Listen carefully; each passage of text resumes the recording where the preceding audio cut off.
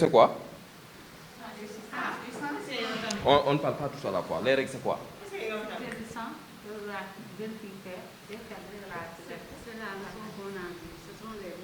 Les menstrues. Donc vous l'avez vu. Vous l'avez déjà vu. Maintenant, pourquoi là, je l'ai trouvé dans la cour de l'école? Parce qu'il y a quelqu'un qui est sale qui a jeté ça. Il est sale. Vous reconnaissez? Écoutez, on parle doucement. La situation est sérieuse. Est-ce que ça devait se trouver dans la cour de l'école? Est-ce que ça, c'est une bonne pratique? Non. On ne devait même pas voir ça. Oui? Monsieur, la fille qui a jeté ça dans la cour, elle ne va pas avoir d'enfant parce que tout le monde a vu son sang. C'est ma maman qui a dit ça. Donc vous voyez, donc c'est grave. Donc en matière de règles, il y a des règles à respecter. Ça, est-ce que c'est une bonne pratique, le fait de jeter ça dans la cour?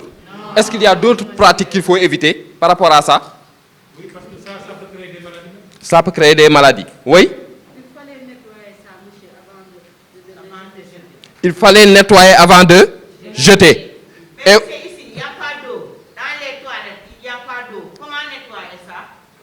Ça, on va retourner vers l'administration. C'est un problème à régler. Oui? Elle devait prendre ça, mettre dans un sachet, Sachet. et attacher et jeter ça dans la poubelle. Dans la poubelle. Donc on doit jeter ça dans la poubelle.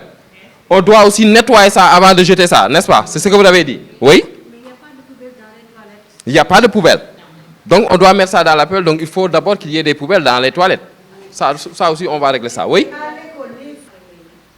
Donc vous reconnaissez avec moi que ça, c'est des mauvaises pratiques.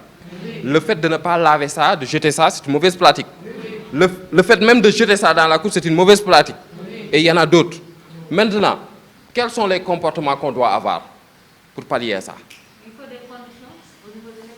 Les conditions, c'est quoi? Il faut que l'école mette des toilettes qui soient aux normes. Des- Adaptées pour les filles, Des toilettes adaptées, avec tout le matériel nécessaire. adaptées à la gestion de l'hygiène des menstrues. Ça, c'est noté. Donc, il faut de l'eau. Sans eau, on ne peut pas parler d'hygiène. Hein? Oui? Donc, toujours se laver les mains avant et après avoir utilisé les serviettes. Merci. Ça aussi, c'est une bonne pratique. Oui? Donc, le problème de l'eau revient. Donc, il faut qu'on aille nettoyer les toilettes.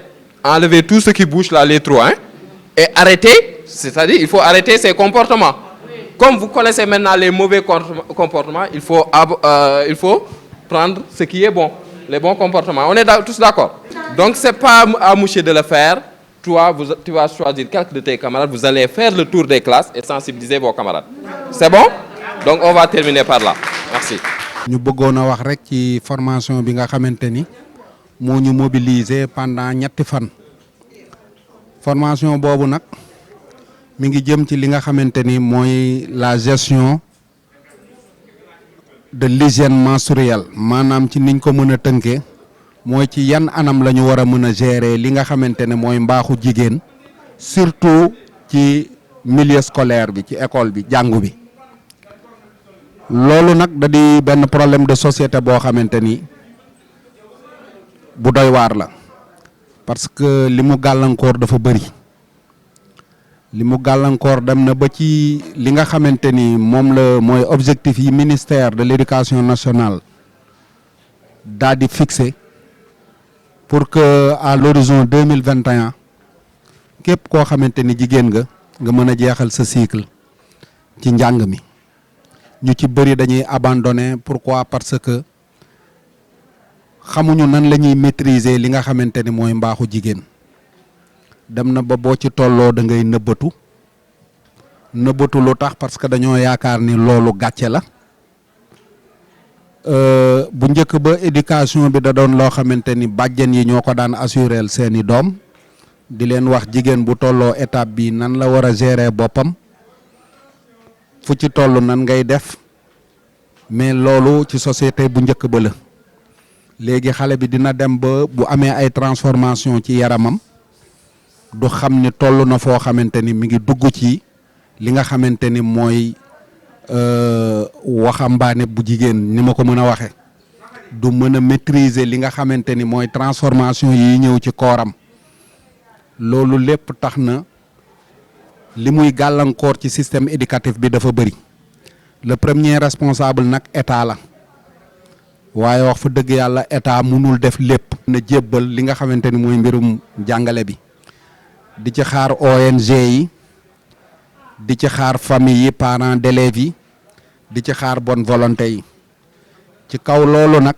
ñun fédération Kajoor Jànkeen nga xamante ni lépp li ñu tax a jóg mooy protéger xale ba bi muy dugg ci âge adolescence ñu gisoon ni projet bii nga xamante ni IA bu Thiès ñu di koy tuddee Papa Baba Diassé moo ko initié woon doon lu rafet ndax moom lépp lu muy yëngatu lu jëme ci yokk résultat yi nga xamante ni ci njàng mi la bim ñu ko soumettre ñun ñu ànd seeg suñu bailleur de fonds bu ñuy wax caay fën mu appuyer ñu ci la ñu woowee couche sociale yi nga xamante ni yëpp kii di ministère de l'éducation nationale kii di ministère de la santé kii di ministère de l'hygiène publique ak bépp kuréel boo xamante ni njàng mi yitteel na la ñu toog fii pour 3 jours jéem a waxtaan ci nan lañ koy gérer ñu ñuy gérer loolu nag dem na ba nga xamante ni nit ñi yaakaaroon ni serviette hygiénique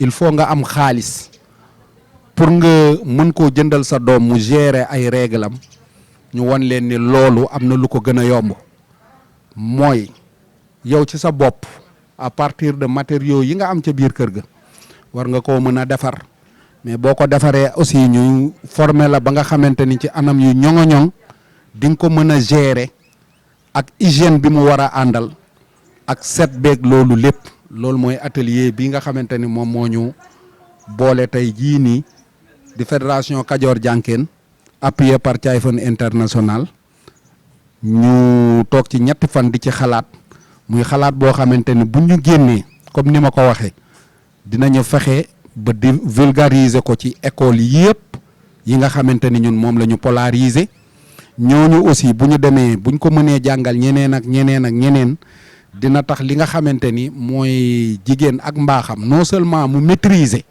li nga xam ne mooy transformation yi kooram di am mais aussi dina ci boole bépp hygiène boo xamante ni bu ñëwee wax fa dëgg yàlla du ko gàllankoor ci benn activité am ba vraiment bu dee njàng mi ci boppam la dina mën a jàng ba pare maîtriser ay réglam ci biir njàng mi mais aussi dina mën a àgg fa nga xamante ni moom fa la bëgg a àgg loolu daal mooy li ci ëppoon solo ci liñ leen di mën a wax di nag profité ci occasion bi di remercier participants yëpp moo xam ONG yi la ñu koy wax Pasfinga moo xam Caay Fën la bi ñu dimbali moo xam le système éducatif à travers le ministère de l'éducation nationale bi nga xamante ni envoyé nañu ay experts am ñu toogandoog ñetti fan ak ñun càmbari mbir mi def ko di ministère de la santé di ministère de l'hygiène publique ak tous les démembrements yi nga xamante ni ñoom ñoo jógee ci institution yooyu